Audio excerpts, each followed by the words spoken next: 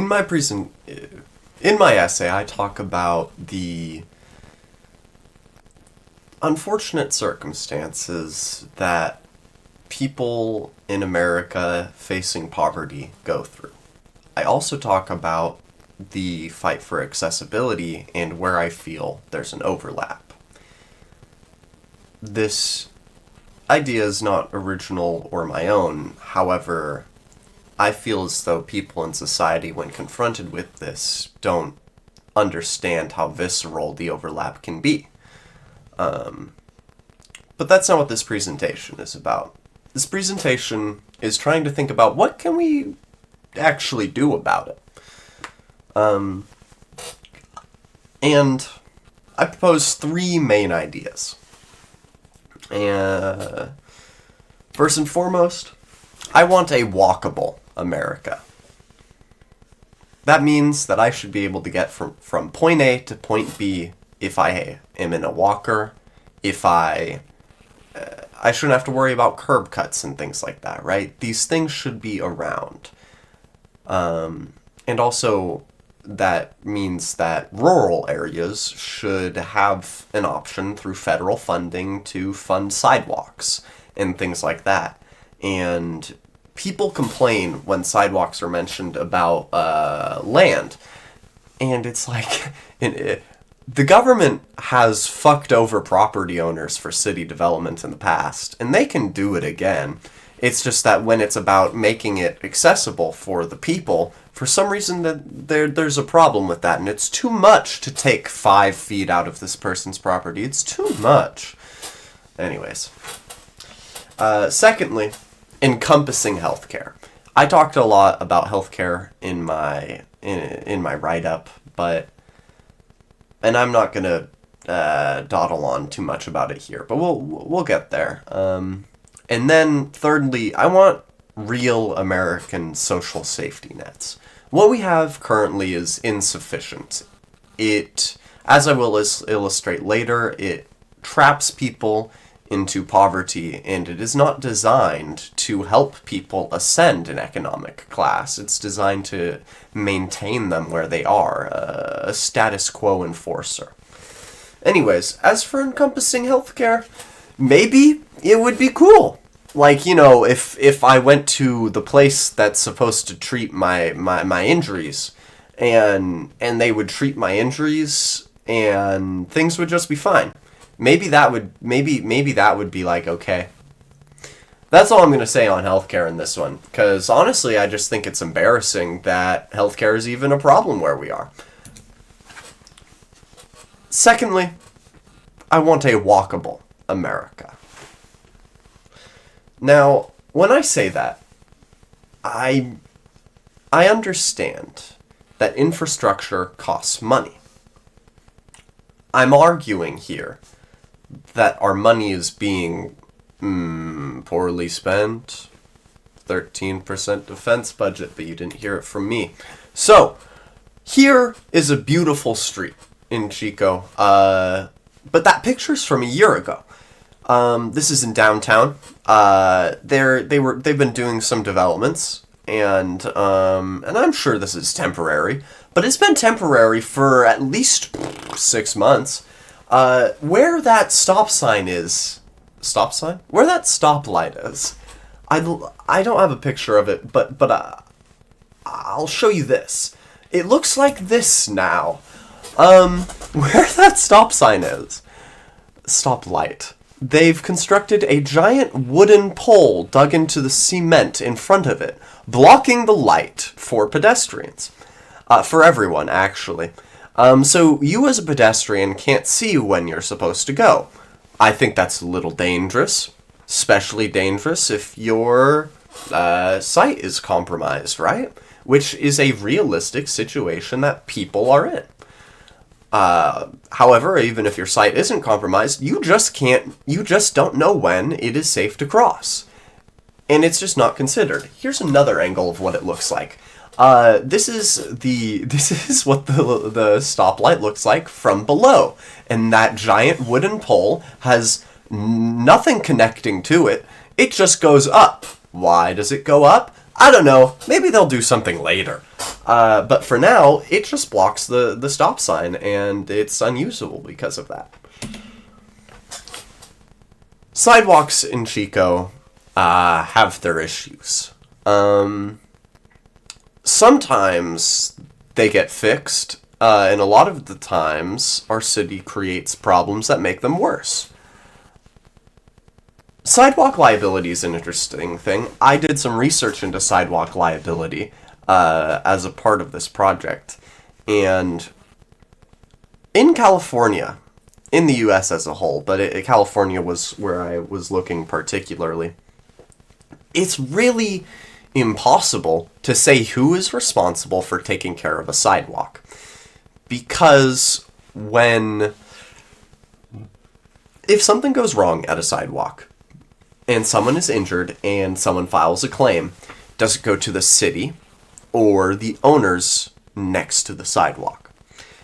The city will often claim that damages to the sidewalk, problems with the sidewalk, are the fault of the people closest to the sidewalk, and therefore the city is not liable when an accident happens there. And that's worked in a lot of court cases because our judicial system hates the people. And so our government is allowed to shunt its responsibilities and to neglect the people, again, in their duty to maintain the sidewalk and keep a travelable road fare, right? Moving on to my second point, I would like real American social safety nets. And I have a proposal. As it works currently, the social security income decreases the amount you gain from the amount you're paid by Social Security as the amount of income you make goes up. And I think that disincentivizes working. If I work harder and not get more money, why am I working harder and harder? Why am I pursuing these financials, risking my time, my money, my effort, likely, if it's kind of fruitless, right? And that's what our Social Security is doing to people currently. For every $1 you make from a non-work source, your Social Security income is reduced by $1. For every $2 you make from a work source, your Social Security income is reduced by $1. So I just don't think that's a good rubric. So I propose to combat predatory disability income, instead of decreasing benefits as income goes up, you should decrease the benefits past a certain income threshold. And you should decrease your benefits gradually. If you don't decrease your benefits gradually, you will run into the cliff effect, okay? And the cliff effect is where you give someone who needs aid the support they need, and then they get so much support that they go above your, minimum requirements to support them. They start making too much money, and then they lose all of the other support structures that got them to that point. So, like, if their new income is too much for food assistance, they lose their food assistance money for a month. And if their new income was also too much for their whatever income, the supplemental income, they would lose that as well. And so suddenly they go from making enough to live at their house to making not enough to do anything. And it's commonly observed. If you do not decrease benefits gradually, you will endanger people to the cliff effect. Now, I'd like you to take a look at some of... sorry. Pivot. Now, I'm just saying, imagine you were in a job interview, and in this job interview, this guy is talking to you, and he's like, all right, it's a pretty simple job, and you know what? You're already in. All you gotta do is at the end of every month, you have to file a report that just says how much you made. And you're like, oh yeah, that's it? I just have to say how much money I make each month to you and you pay me? And they're like, yeah, for sure. And you're like, sweet. Just like, is that it? And they're like, yeah. One thing, though. One thing, though. If you ever make money from somewhere else, we'll pay you less. And you're like, oh, really? That seems, I don't know, not good. And they're like, well, yeah, but like just don't work anywhere else and we'll just keep paying you. And you're like, okay, well, sure. I guess I'll stay poor and reliant on your income forever. And that's effectively what Social Security does, arguably. Now look at this pie chart. This is what Social Security looks like for an average person, I'd say. I mean, this is not sourced from anyone's real income. This is fabricated based on the statistics I could find online. And so,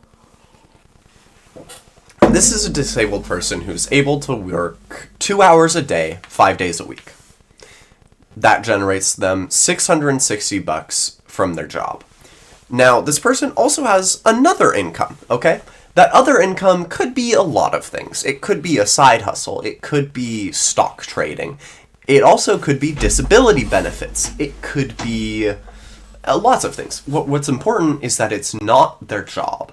It's just it's a passive income, okay?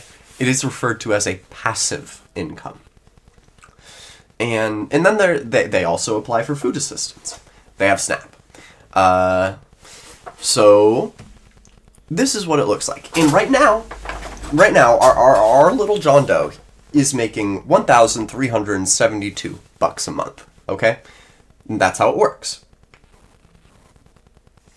Now, this is what it looks like after they quit their job. By spending 2 hours, by doing nothing all day, spending, well, except for they have their side hustle, whatever their other thing is, they're still doing it. By spending less time each day doing things that is arguably productive to society, participating in the job market, being a productive member of society, only costs them about $200. Now they're making $1,117 a month, right? So I'm just saying it's a lot of effort to put in for not that much gain. Now, this is what this person's income looks like after they drop their side hustle.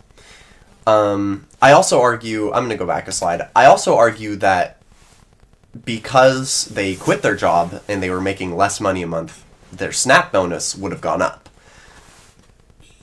It may even go up above $150.